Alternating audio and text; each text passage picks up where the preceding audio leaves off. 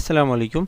आज की इस वीडियो में हम हेल्थ असेसमेंट के वाइवा के बारे में जो पॉइंट्स इंपॉर्टेंट है, जो चीज़ें पूछी जा सकती हैं और जो कि बहुत ज़्यादा इम्पॉर्टेंट है, अक्सर मतलब जो वाइवा में पूछी जाती हैं, ठीक है, जो मेन चीज़ें होती हैं उस पे हम बात करेंगे। डिटेल पे हमने इस पे ऑलरेडी वीडियोस बनाई हुई है, अगर आपने वो देखनी है डिटेल से तो वो आप देख सकते हैं। इस वीडियो में मैं जैसे आपको वो पॉइंट्स बताऊँगा जो कि वाइवा के लिए इम्पोर्टेंट है और जो मोटी मोटी चीज़ें होती हैं जो कि ज़्यादा चांसेस होते हैं पूछने के, ठीक है।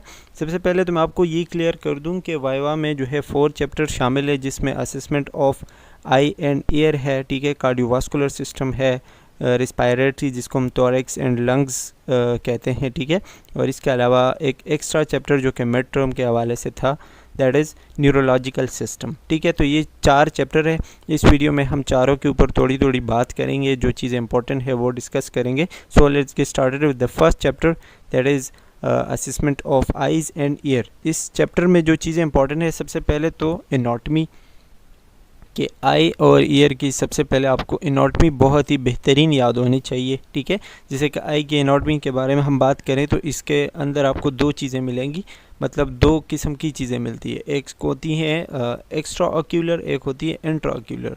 कुछ ऐसी चीज़ें होती हैं जो आइज़ के अंदर होती हैं, कुछ ऐसी चीज़ें होती हैं जो आइज़ के बाहर होती हैं लेकिन आइज़ का ही हिस्सा होती हैं, ठीक है। जो अंदर होती हैं उसको हम कहते हैं इंट्राक्यूलर, जो बाहर होती हैं उसको हम कहते हैं एक्स्ट्रा ऑक्यूलर।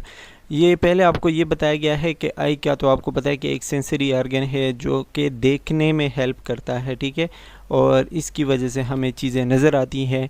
और इसके अलावा इसके जो एक्स्ट्रा ऑक्यूलर चीज़ें हैं, ठीक है, वो आपको ये याद होनी चाहिए कि इसमें आता है ऑर्बिट, जो बाहर की हड्डियां हैं जिसमें आँख पड़ी हुई है, ठीक है, जो कि आँख को ट्रॉमा वगैरह से बचाता है। इसके अलावा हमारे आईलेड्स होते हैं, लेशेस होती हैं, लेक्रिमल ग्लैंड्स होती हैं। लेक्रिमल ग्लैंड का पूछा जा सकता है कि क्या है। लेक्रिमल ग्लैंड वो ग्लैंड्स होते हैं जिससे हमारी आंसू निकलते हैं, ठीक है।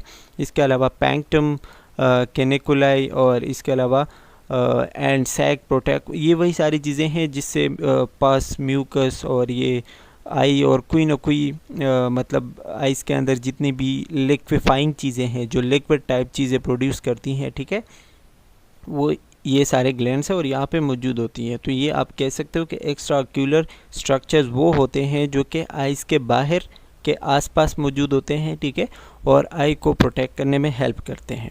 अच्छा जी, इसके अलावा आई के जो मसल है ये भी बहुत ज़्यादा इंपॉर्टेंट है। Superior oblique, superior rectus, middle rectus, lateral rectus, ये सारी चीज़ें आपको याद होनी चाहिए। इसके मसल स्पेशली जो है 6 मसल्स है, तो 6 मसल का नंबर और उसके नाम याद होने चाहिए, ये इंपॉर्टेंट है।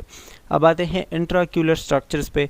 इंट्राक्यूलर स्ट्रक्चर जो है मतलब वो चीज़ें हैं जो कि आइस के अंदर मौजूद है। तो सबसे पहले आपको ये पता होनी चाहिए कि आइस के अंदर जो है 3 लेयर्स हैं, ठीक है, आउटर, मिडल और इनर। आउटर एयर जो है या आउटर लेयर जो है उसमें जो सबसे पहला या उसमें जो चीज़ आती है उसका नाम है कॉर्निया एंड स्क्लेरा।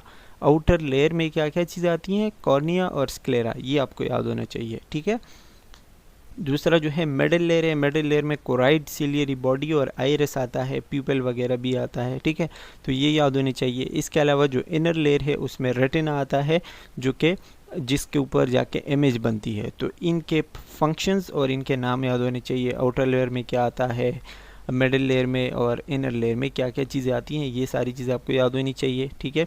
कॉर्निया और स्क्लेरा जो है आपके बाहर जो वाइट कलर का नज़र आ रहा होता है ये स्क्लेरा है, ठीक है, और जो बिल्कुल ट्रांसपेरेंट है, ठीक है, ये कॉर्निया है।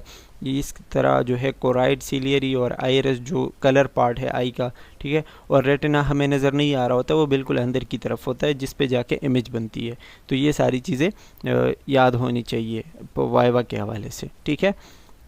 इसके अलावा अगर हम आइज़ की बात, एयर की बात करें, ठीक है, तो एयर के हमारे पास 3 हिस्से होते हैं। एक है एक्सटर्नल ईयर, एक है मिडल ईयर और एक है इनर ईयर। एक्सटर्नल ईयर वो है जो कि बाहर की तरफ है, ठीक है, और फ्लेक्सिबल होता है, उसमें कार्टिलेज वगैरह होता है, इलास्टिक कार्टिलेज, ठीक है। इसमें आपका एयर फ्लैप आता है और स्पेशली ऑरिकल जो बाहर का हिस्सा होता है और पिन्ना जिसको हम कहते हैं जो नीचे की तरफ लटक रहा होता है, ठीक है, उसको हम क्या कहते हैं, पिन्ना कहते हैं।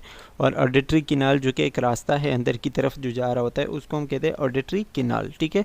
और इस सब का काम क्या होता है कि बाहर से जो भी आवाज़ आ रही होती है उसको कलेक्ट करके अंदर एयर तक देना, ठीक है। इसके बाद है मिडल एयर। मिडल एयर में हमारा आता है कान का पर्दा, जिसको हम कहते हैं टेम्पेनिक मेम्ब्रेन, ठीक है, जो कि एक्सटर्नल और इनर एयर को एक दूसरे से अलग करती हैं। और इसके अलावा इसमें जो है हमारे बोन्स आते हैं, जिसको हम मेलस इनकस और स्टेप्स कहते हैं। यूस्टेशियन ट्यूब आता है, जो कि हमारे गर्दन के साथ अटैच हैं, ठीक है, और हमारे माउथ के साथ, जो कि यूस्टेशियन ट्यूब का काम होता है इक्वलाइज़ करना, प्रेशर को इक्वलाइज़ करना, बैलेंस रखना, ठीक है, हेड का। तो वो सारी चीज़ें यहाँ पे होती है। इसके अलावा अगर हम बात करें इनर ईयर की, तो इनर ईयर में जो है फ्लूइड फिल्ड सेक है, मतलब इसके अंदर जो है फ्लूइड जमा हुआ है। जो भी साउंड बाहर की तरफ से आ रहा होता है वो यहाँ से गुजर के ब्रेन तक जाता है, ठीक है। तो ये 3 हिस्सों से उसको गुजरना पड़ेगा। इसके अंदर आपको क्या क्या चीज़ें मिलेंगी, वेजिकल या वेस्टिब्यूल हम इसको कहते हैं, या सेमी सर्कुलर कैनाल्स और कॉकलिया, ये 3 चीज़ें आपको इनर ईयर में मिलेंगी। तो इनर ईयर, मिडल ईयर और एक्सटर्नल ईयर में क्या क्या चीज़ें होती हैं, उसका काम क्या होता है, ये आपको याद होने चाहिए। एक्सटर्नल ईयर में आपको ऑरिकल, पेन्ना, ऑडिटरी कैनाल, ये सारी चीज़ें मिलेंगी। मिडल ईयर में आपको यूस्टेशियन ट्यूब, टेम्पेनिक मेम्ब्रेन और बोन्स, ये मिलेंगी, ठीक है। और इनर ईयर में आपको जो है वो वेस्टिब्यूल, सेमी सर्कुलर कैनाल और कॉकलिया मिलेंगी, जो कि साउंड वेव्स को आगे ट्रांसमिट करेंगे, ठीक है। ये आपको उसका थोड़ा बहुत डायग्राम, जो कि बहुत अच्छा डायग्राम है, ये आप देख सकते हैं, आपको मज़ीद भी क्लियर हो जाएगा। अच्छा जी, अब आते हैं असेसमेंट पे, और असेसमेंट बहुत ज़्यादा इम्पॉर्टेंट है। इसमें जो आइज़ का असेसमेंट है, उसमें आपको तो सबसे पहले ये चार्ट्स याद होने चाहिए, जो कि पेपर में भी पूछा गया था, ठीक है। सबसे पहले डिस्टेंस विजन। डिस्टेंस विजन मतलब जिसकी दूर की नज़र कमज़ोर हो, ठीक है, उसको हम कहते हैं मायोपिया। ये भी याद करना है आपने कि मायोपिया, हाइपरोपिया क्या होता है। जिसकी दूर की नज़र कमज़ोर हो उसको हम कहते हैं मायोपिया, तो डिस्टेंस विजन कहते हैं। उसका जब आप उस मरीज़ का जब आप विजन चेक करेंगे तो किस चार्ट पे चेक करेंगे, स्नेलन चार्ट। स्नेलन चार्ट हम डिस्टेंस विजन मतलब मायोपिया के लिए यूज़ करते हैं, जिसकी दूर की नज़र कमज़ोर हो, ठीक है। उसमें हम मरीज़ को 20 फीट यानी 6.1 मीटर के फासले पे बिठाते हैं। फीट में पूछा गया तो 20 फीट आपने याद रखना है, और मीटर में पूछा गया तो 6.1 मीटर आपने याद रखना है, ठीक है। और उसके लिए हम चार्ट कौन सा यूज़ करते हैं, दैट इज़ स्नेलन चार्ट। पूछा जाए कि मायोपिया के लिए हम कौन सा चार्ट यूज़ करते हैं, तो आपको ये पता होगा पहले कि मायोपिया क्या है, तो फिर आप आगे जवाब दे सकेंगे। मायोपिया कहते हैं जिसकी दूर की नज़र कमज़ोर हो, ठीक है, जिसको हम कहते हैं डिस्टेंस विजन। इसमें हम मरीज़ को 20 फीट यानी 6.1 मीटर के फासले पे बिठाते हैं, और जिस चार्ट के ज़रिए हम उसका नज़र चेक करवाते हैं that is Snellen chart. Snellen chart कहते हैं, ठीक है। उस पे वो लेटर्स लिख के होते हैं, हम उससे पूछते हैं कि ये क्या है, ये क्या है, ये क्या है, तो फिर वो जैसे जैसे नीचे आता है वो चीज़ें छोटी होती जाती है, ठीक है। तो उससे हमें नज़र का पता चलता है। Next one is near vision, जिसको हम कहते हैं हाइपरोपिया। हाइपरोपिया मतलब जिसको दूर की चीज़ें करीब की चीज़ें सही से नज़र नहीं आती, नियर विजन, ठीक है। नियर विजन क्या होता है, उसमें हमें करीब की चीज़ें सही से नज़र नहीं आती। इसमें मरीज़ को हम 14 इंच का वर्ड याद रखें, 14 इंच, या फिर सेंटीमीटर में पूछा गया तो 35.6 सेंटीमीटर के फासले पे बिठाते हैं। और इस मरीज़ का जो कार्ड होता है, या जिस कार्ड के ज़रिए हम इसका चेक करवाते हैं नज़र, उसको हम कहते हैं रोज़नबाम कार्ड। रोज़नबाम कार्ड वो कार्ड होता है जिसके ज़रिए हम मरीज़ का नज़र चेक करते हैं। कौन से मरीज़ का, जिसकी करीब की नज़र कमज़ोर हो, ठीक है, नियर विजन मतलब हाइपरोपिया हो जिसको। तो ये इंपॉर्टेंट पॉइंट्स। अच्छा, इसके अलावा आई लेड से, आई लेड आपको पता है कि बाकी आई कोई उसमें कोई स्वेलिंग, कोई रेडनेस, कोई पेन वगैरह नहीं होना चाहिए। इसमें तो इतना कुछ है नहीं वैसे, ठीक है। जो चीज़ इंपॉर्टेंट है मैंने आपको वो बतानी है, कंजक्टिवाइटिस और ये। अच्छा, ये इंपॉर्टेंट है। आइज़ के मसल का आपको कैसे पता चलेगा कि वो वीक है या सही है। देखें, सवाल किस तरह पूछा जाएगा कि अगर आप किसी की आइज़ टेस्ट कर रहे हो तो आपको कैसे पता चलेगा कि उसकी कोई मसल वीकनेस है, आइज़ की मसल में कोई ख़राबी है, ठीक है। तो आप उसको क्या बताओगे कि हम उसके आइज़ को 6 डायरेक्शन में मूव करेंगे, जैसे कि आपको ये दिखाया गया है चार्ट में, ठीक है, 6 तरफ पे, क्योंकि आइज़ के मसल 6 है, ठीक है, और हर तरफ के लिए एक एक मसल है। तो हम उसके आइज़ को 6 डायरेक्शन में मूव करेंगे, या नाम आपको याद होने चाहिए, right superior, left superior, right lateral, left lateral, ठीक है, इन्फीरियर और ये, ठीक है। तो 6 मसल में हम 6 डायरेक्शन में हम उसको मूव करेंगे। अगर वो मूव नहीं कर सकता तो और किसी भी डायरेक्शन में उसने मूव नहीं किया, मतलब ऊपर किया लेकिन नीचे नहीं कर सकता, या साइड पे नहीं कर सकता, ठीक है, या तिरछा इस तरह नहीं कर सकता लेटरल, ठीक है, तो हम उसको जिस डायरेक्शन में वो नहीं कर सकता उसी डायरेक्शन की मसल ख़राब होगी, ठीक है, ये आपने याद रखना है। या फिर आप उसके आइज़ के सामने जो है कोई पेन या इस तरह का कुछ रखेंगे और आप उस पेन को मुख्तलिफ़ किस्म के डायरेक्शन में मूव करेंगे, कभी ऊपर कभी नीचे कभी साइड पे, तो अगर उसी पेन की तरफ वो अच्छे से देख सकता है और आइज़ उस पेन की तरफ मूव हो रही है तो मतलब उसके मसल सही है। लेकिन अगर किसी डायरेक्शन में मूव नहीं हो रही तो मतलब उसके उसी डायरेक्शन के मसल्स ख़राब है, and that is an abnormal finding. तो इस तरह आप आइज़ के मसल चेक करोगे। आई होप इट्स हेल्पफुल और आपको समझ आ गया होगा। इसके अलावा अप्थेल्मोस्कोप उस इंस्ट्रूमेंट को कहते हैं जिसकी वजह से हम आइज़ चेक करवाते हैं, ये बस आपको याद होने चाहिए। ऑप्टिक डिस्क, रेटिना, ये आइज़ के इंटरनल स्ट्रक्चर्स हैं, इंट्राऑक्यूलर स्ट्रक्चर है, ये आपको याद होने चाहिए। ऑप्टिक डिस्क वो डिस्क है, वो जगह है जिस पे ऑप्टिक नर्व आता है, ठीक है, ब्रेन से, और मुख्तलिफ़ किस्म के आर्टरीज वेंस वगैरह आइज़ के अंदर आती हैं। रेटिना क्या है? रेटिना जो है वो पार्ट है आई का, वो लेयर है जिस पे इमेज बनता है और जिसके बाद वो ब्रेन तक पहुंचता है। मिक्यूला भी जो है आइज़ के अंदर जो है एक पार्ट होता है जो कि लाइट सेंसिटिव होता है, ठीक है, और बिल्कुल डार्क स्ट्रक्चर होता है और इसमें कोई भी ब्लड वेसल वगैरह नहीं होता। तो ये चीज़ें रेटिना के हवाले से जैसे पूछा जाए रेटिना क्या है, ऑप्टिक डिस्क क्या है, ठीक है, तो ये आपको याद हो। अब आते हैं ईयर के असेसमेंट पे। ईयर आपको पता है कि ईयर के 3 हिस्से होते हैं, तो बाहर से आप ईयर को देखोगे तो उन बाहर से उसमें कोई ख़राबी नहीं होनी चाहिए, कोई रेडनेस, कोई पेन, कोई डिस्चार्ज, ठीक है, ये सारी चीज़ें नहीं होनी चाहिए। ये तो नॉर्मल है, मतलब सबको ये सबसे पहले ये देखना होता है। अच्छा, इसमें आपको ये भी पूछा जाता है कि बच्चों और बड़ों के ईयर्स को कैसे चेक करते हैं। तो बड़ों का जो है ऊपर की तरफ इस तरह और थोड़ा सा पीछे की तरफ खींचे के, और उससे आप असेसमेंट कर सकते हो। इसके अलावा जो आप जिस इंस्ट्रूमेंट से आप चेक करते हो उसका नाम है ऑटोस्कोप, ठीक है। इसके अलावा जब बच्चों का चेक करते हैं तो बच्चों का जो ईयर होता है वो थोड़ा सा नीचे की तरफ और पीछे की तरफ खींचते हैं, तो उससे हमें मतलब असेसमेंट में आसानी होती है। ये बस आपको याद होने चाहिए। इसके अलावा 2 हियरिंग टेस्ट होते हैं, मतलब सुनने वाले, एक को हम कहते हैं वेबर टेस्ट, एक को हम कहते हैं रेने टेस्ट, ठीक है, इस पे हम ऑलरेडी बात कर चुके हैं। इसका तरीक़ाकार क्या होता है ये आप इसमें देख सकते हैं, वरना आप पुरानी वाली वीडियोस देखें, ठीक है। इस पे अभी मैं बात करूँगा तो वीडियो ज़्यादा लंबी हो जाएगी, जस्ट आपको इसके नाम याद हो तो भी काफ़ी है, ठीक है। इसके अलावा कुछ आइज़ और ईयर के एबनॉर्मेलिटीज़ है जो कि कंजक्टिवाइटिस है। कंजक्टिवाइटिस मतलब इन्फ्लेमेशन है, आपको टेस्ट के वर्ड से पता चलेगा, ठीक है। तो inflammation of the conjunctiva layer, जो आइज़ के नीचे की लेयर होती है, ठीक है, उसकी इन्फ्लेमेशन हो जाए तो कंजक्टिवाइटिस कहेंगे। अच्छा, glaucoma it is most important. Glaucoma का पूछा जा सकता है कि ग्लूकोमा क्या है।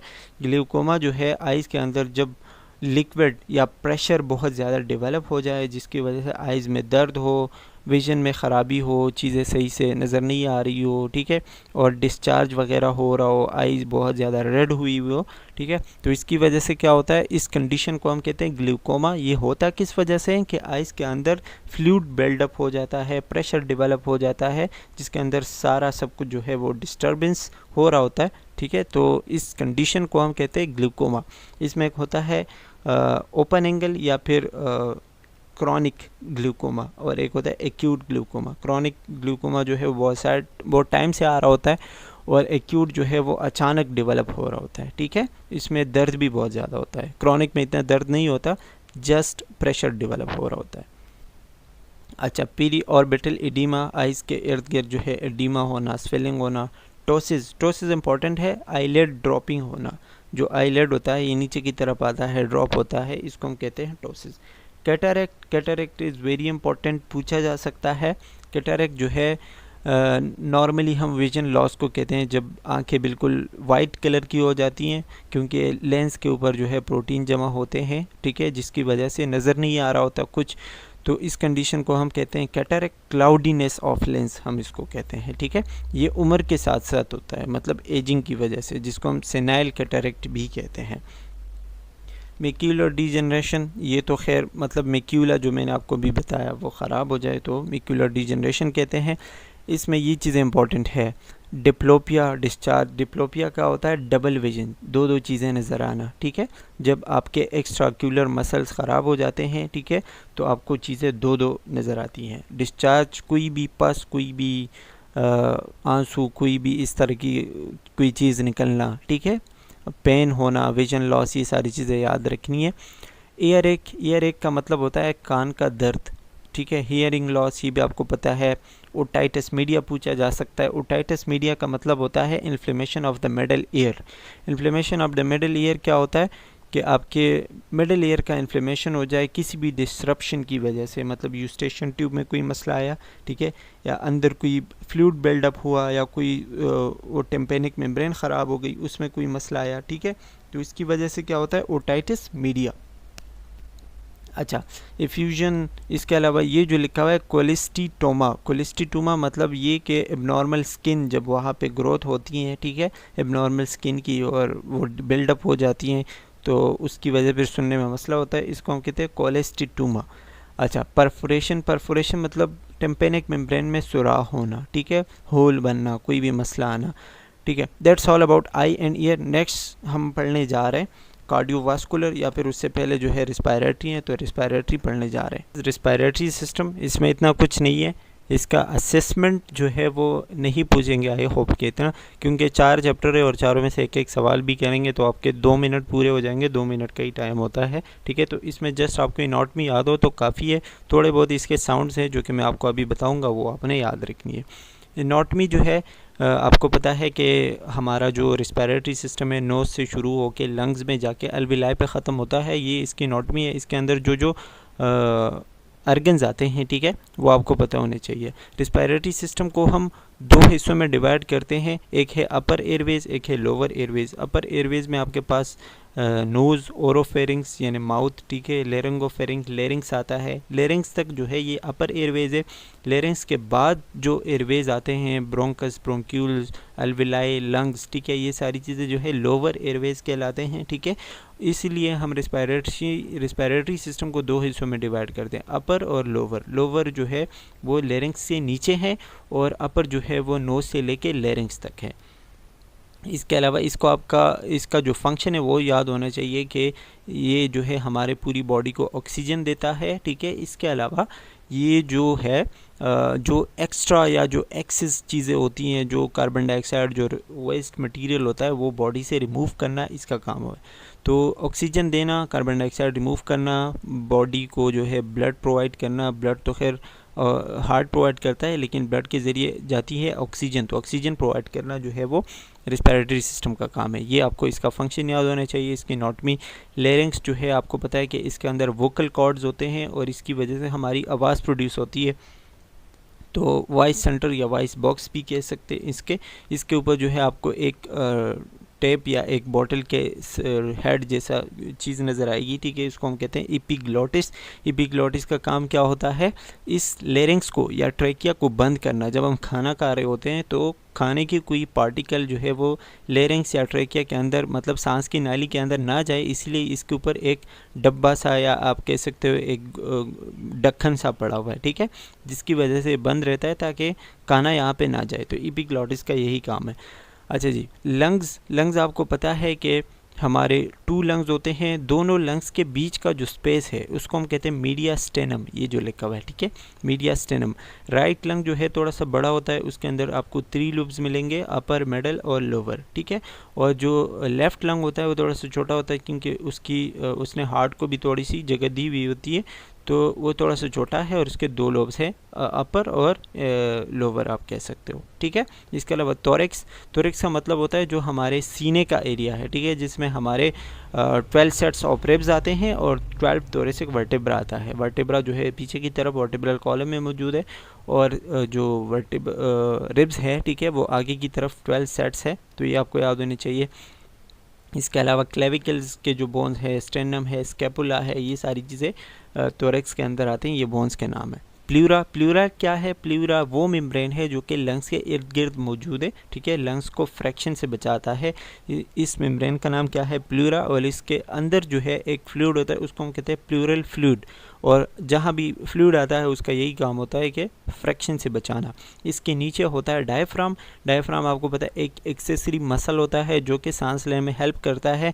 इसके अलावा हमारे थोरेसिक और एब्डोमिनल कैविटी को एक दूसरे से अलग करता है, ठीक है। रिस्पायरेटरी मसल्स का आपको बताया गया है, तो रिस्पायरेटरी मसल्स में आता है डायफ्राम और इसके अलावा इंटरकॉस्टल मसल्स। इंटरकॉस्टल मसल्स वो मसल्स होते हैं जो कि रिब्स के दरमियान मौजूद होते हैं, ठीक है। तो रिब्स के दरमियान जो मसल मौजूद है, इंटरकॉस्टल मसल्स और डायफ्राम, ये जो है रिस्पायरेटरी मसल्स कहलाते हैं कलेक्टिवली। इसका काम क्या होता है कि ब्रीदिंग में, सांस लेने में आसानी हो। जब हम सांस ले रहे होते हैं और इनहेल करते हैं तो ये थोड़े से बाहर की तरफ आते हैं ताकि जो चेस्ट कैविटी है वो थोड़ी सी बड़ी हो, ठीक है, वहाँ पे ज़्यादा एयर जमा हो, सांस लेने में आसानी हो। और जब हम सांस छोड़ रहे होते हैं, जब एक्सहेलेशन करते हैं, ठीक है, तो फिर ये अंदर की तरफ जाते हैं ताकि जो हवा अंदर जमा हुई है वो बाहर जाए, मतलब एक प्रेशर अप्लाई होता है इसकी वजह से, तो सांस लेने में और छोड़ने में आसानी होती है, ठीक है। रिस्पायरेटरी मसल्स का रोल ये है, आपको ये याद होना चाहिए। इसमें इतना ही इम्पोर्टेंट है। बाकी जो असेसमेंट है इसमें कुछ साउंड्स है असेसमेंट का, आपको जो है थोड़े बहुत लैंडमार्क्स पता होने चाहिए। लैंडमार्क्स जो है मतलब वो जगह जहाँ से आप अपने लंग्स और चेस्ट कैविटी को जो है वो असेस कर सकते हो, ठीक है। उसमें क्लेविकल है, रिब्स है, लेफ़्ट लेटरल लूब है, ठीक है। इसके अलावा स्टेनम है, ये सारी चीज़ें है। ज़िफाइड प्रोसेस, ये क्या है, लैंडमार्क्स है, ठीक है। इसके अलावा इसमें जो है रिस्पायरेटरी रेट जो कि है बच्चों का 40 ब्रीथ्स पर मिनट। बच्चे जो है वो 1 मिनट में 40 दफ़ा सांस लेते छोड़ते हैं, ठीक है। और जो बड़े एडल्ट्स होते हैं वो 12 से 20 दफ़ा, ये याद हो तो अच्छी बात है, ठीक है। एक्सेसरी मसल वो तो मैंने आपको बता दिया कि कैसे यूज़ होते हैं।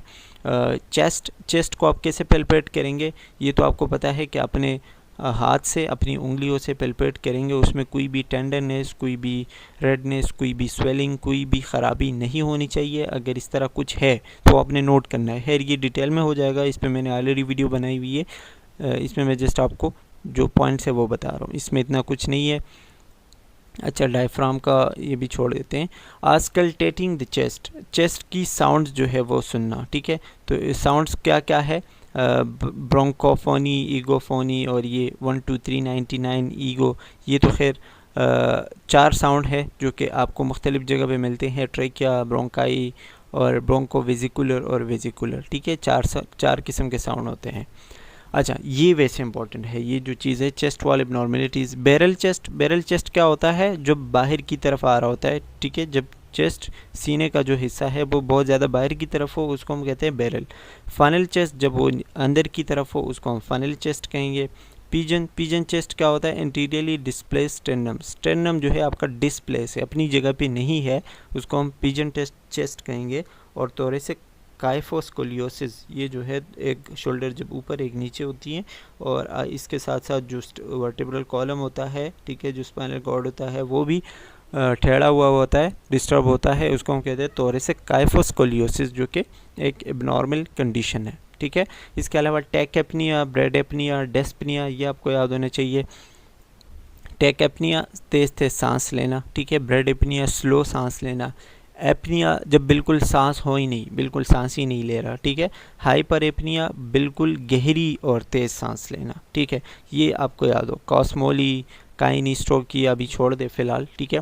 डेस्पनिया क्या है, डेस्पनिया मीन्स सांस लेने में मुश्किल होना, डिफ़िकल्टी इन ब्रीदिंग आप कह सकते हो। और इसके 5 स्टेजेस होते हैं, grade 1, grade 0, grade 1, grade 2, grade 3 और ग्रेड 4, ठीक है। 5 स्टेजेस हैं, तो ये आपको याद हो। अच्छा, एबनॉर्मल ब्रेथ साउंड्स हैं। एबनॉर्मल ब्रेथ साउंड में आपको क्रैकल्स मिलेंगे, जो कि एक मतलब क्रैकल्स इंस्पिरेशन और एक्सपायरेशन के दौरान मिलती है, जो कि आपको मुख्तलिफ़ किस्म के एबनॉर्मलिटीज़ का बताते हैं। इसके अलावा वीजेस, मतलब जैसे सीटी जैसे आवाज़ आना, ठीक है, तो वो भी आपको सीना ख़राब होना, गले में कोई मसला होना, इन सब का बताते हैं, तो एबनॉर्मल साउंड्स में आता है, ठीक है। अच्छा, अस्थमा और ये जो है कुछ एबनॉर्मल इसके फाइंडिंग्स है, एटिलेक्टेसिस, एस्बेस्टोसिस, ब्रोंकाइटिस, ठीक है, और क्रॉनिक पल्मोनरी ऑब्स्ट्रक्टिव डिजीज़ेस, ठीक है, जो कॉपडी है, प्लूरल एफ्यूजन, निमोनिया, ये सारी चीज़ें इसके एबनॉर्मल कंडीशन है। और ये आपने AHN में पढ़े होंगे, तो वो डिजीज़ें एक दफ़ा रिवाइज़ कीजिएगा क्योंकि डिजीज़ के बारे में पूछा जा सकता है, निमोनिया क्या है, अस्थमा क्या है, एम्फाइसीमा क्या है, क्योंकि रिस्पायरेटरी सिस्टम ही पढ़ रहे हैं हम सारा, ठीक है। तो ये आपको वो डिजीज़ एक दफ़ा लाजमी देखनी है ताकि वो आपको याद हो, ठीक है। And that's all about respiratory system. I hope कि ये वीडियो इतनी काफ़ी है, क्योंकि 2 जो और चैप्टर है वो भी हम रिकॉर्ड करेंगे तो वीडियो ज़्यादा लंबी हो जाएगी। नेक्स्ट पार्ट में हम वो 2 चैप्टर रिकॉर्ड करेंगे और वाइवा के लिए यही 2 वीडियोस काफ़ी होंगी। That's all for today, thank you for watching, take care, bye bye.